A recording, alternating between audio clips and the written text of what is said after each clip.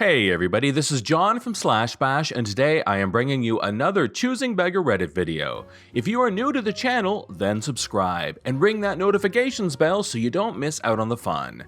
In our first story, a choosing beggar needs to talk with her husband's boss. Can you give us better free things? Let's jump right in. My employees have been working remotely for about a year now, and like most businesses, we weren't as prepared as we could have been. I bought new laptops, docking stations, and 2 monitors for everyone last year, but one thing I forgot was printers. Everyone said they had a printer, so I said I'd just reimburse for toner and ink. Problem solved. Well, not really. Some had inkjets, and those cartridges add up quickly. And when people had to scan and archive documents, people who didn't have a scanner would have to trek into the office to do it. Not an impossible situation, just not a great one. And as work has picked up, it became a growing headache. Last week, I decided that we're going to let our office lease expire and go full remote for the rest of 2021. I don't think anyone wants to be trekking to my house to scan documents. Dan, not his real name, is on our team and is real tech savvy. He has a good multifunction laser printer that does scanning and faxing. It prints double-sided and at a pretty good speed and has Wi-Fi support. Best of all, he's really familiar with it, and he said he'd help anyone with setup. It's what he told me to buy, and it works great. Last Friday, I told everyone I was buying these printers for their work at home. A number of people have kids who are remote learning, so I said they could let their kids and spouses use it too. People seemed pretty pleased. This weekend, I had the following maddening email exchange with a team member's wife. Please note, there were other pleasantries exchanged in the email, so it reads a bit harsher than it actually was, but I am still surprised at the audacity of this woman. This woman was so adept at dodging facts that she should consider running for office. Hi, this is Wife Beggar. I'm poor husband's wife. I heard you were giving everyone printers and that you said it was okay for our kids to use it for schoolwork. Hi, Wife Beggar. Yes. It supports Wi-Fi so anyone in the house can use it. I don't know much about setup, but one of our guys, Dan, is really tech savvy and volunteered to help anyone and their family with setup. I hope it helps. Would it be possible to get a color printer? It's easier if everyone has the same model. Dan is really familiar with this model, plus it makes it easier for tracking, accounting, and supplies, so this is the best fit. I just found this other model for the same money. It wouldn't cost you more. Could we get that one instead? In the long run, it does. Color cartridges cost more money. Plus, that one is slower and doesn't support scanning. The kids won't mind if it's slower, and they don't need to scan anything for school. The primary purpose of this printer is for poor husband's work. The speed and scanning are most important for him. He doesn't scan anything. Our current printer doesn't scan at all. I know. He has to drive into the office to do it. This will save him time, plus we're not going to have an office in June. He won't mind. And I've overheard you in WebEx meetings talking about the danger of one-size-fits-all thinking. Isn't that what this is? Finally, I lost my patience. I was done negotiating with a beggar. Wife Beggar, one of these printers will be arriving there today or tomorrow. That printer is Rando Boomer Co. property for the purpose of poor husband to do his job. Within reason, your kids can use it for schoolwork. Please have your husband get in touch with Dan if he needs any assistance. Oh, I thought you were buying it for us to keep. Never mind then. First, how would this behavior have been okay if it were a gift? Second, are that many employers giving away printers?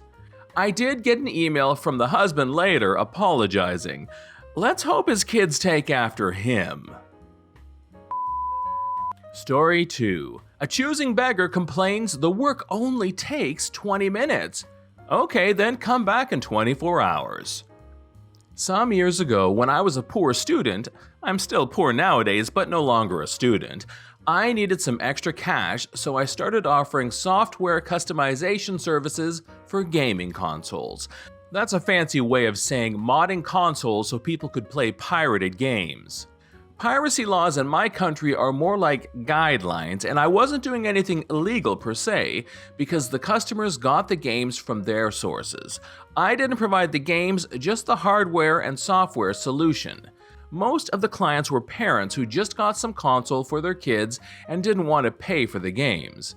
I would usually meet them in front of my building, talk about what they need, and then tell them to come back in 30 minutes or an hour, depending on the console or what they needed. Everybody was happy. The parents got their kids' toy back pretty fast, and I could go back to being a lazy butt student. Well, everybody was happy except for one butthole dad who got annoyed that he was paying me $20 in our local currency for a 20-minute job. "That's too much money for too little work," he said. "Also, with a little Google search, he could do that himself, but he just doesn't have the time."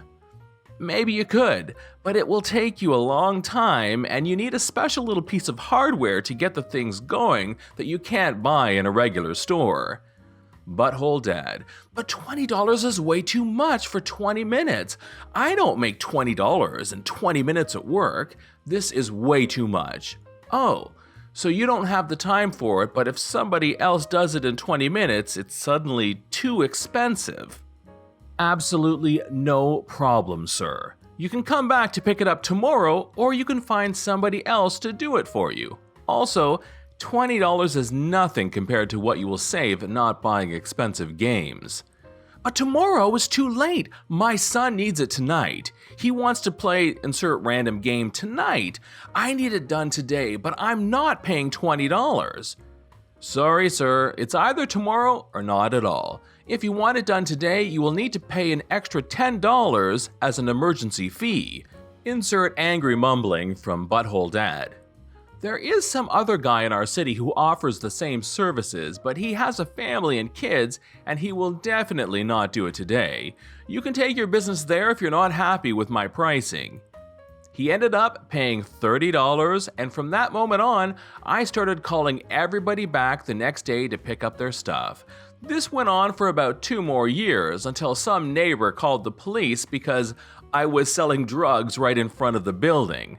They came looking for drugs and ended up hassling me for tax evasion. Lol. I promised I would close shop and they left me be. Moral of the story, if you come to me for a job I can do in 20 minutes, it means that I know what the flip I'm doing, not that I'm screwing you for a few dollars, butthole.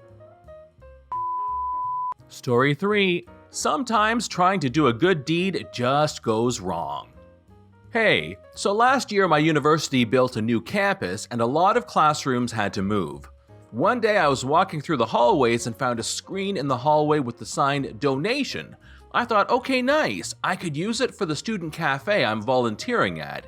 It's a cafe that people volunteer at so we can offer low-priced food to students. When I got it home, I realized that it was a screen with a fully integrated computer. Even better. Unfortunately, due to the pandemic, the cafe closed down, and I never got the chance to take it there.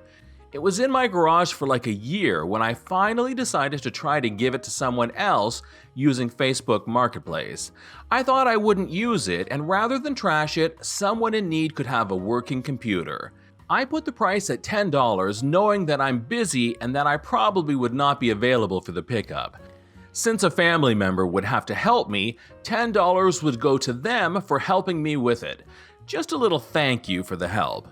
Just so you know, the computer has a super big screen and is sold at a minimum of $500, so I thought $10 would be perfectly fair and it would get rid of it quickly. I just wanted it gone. A person asked me if it was working. I sent him a video of me turning on the screen. Perfect, he will take it.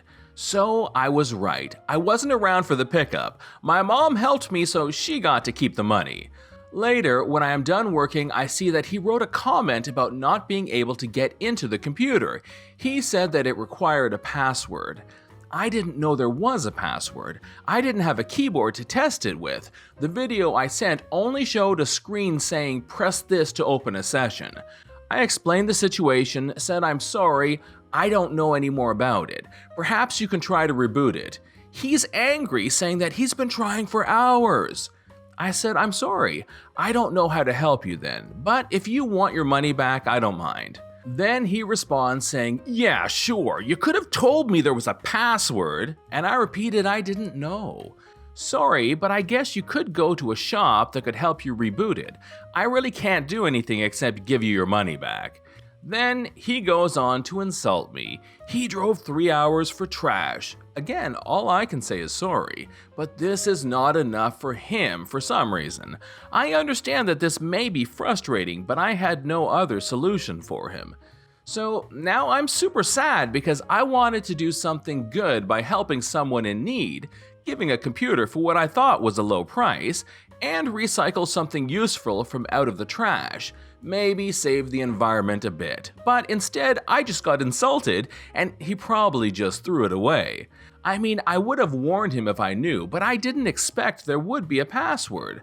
I wouldn't buy a keyboard simply to check, and I only work on laptops. I can't help myself from feeling guilty, but I also feel like I didn't deserve that. This is John from /bash. Please hit that like button to help with the almighty YouTube algorithm, and make sure you've subscribed and have notifications on so that YouTube can let you know when my next video drops. Thanks for watching, and we will see you in the next one.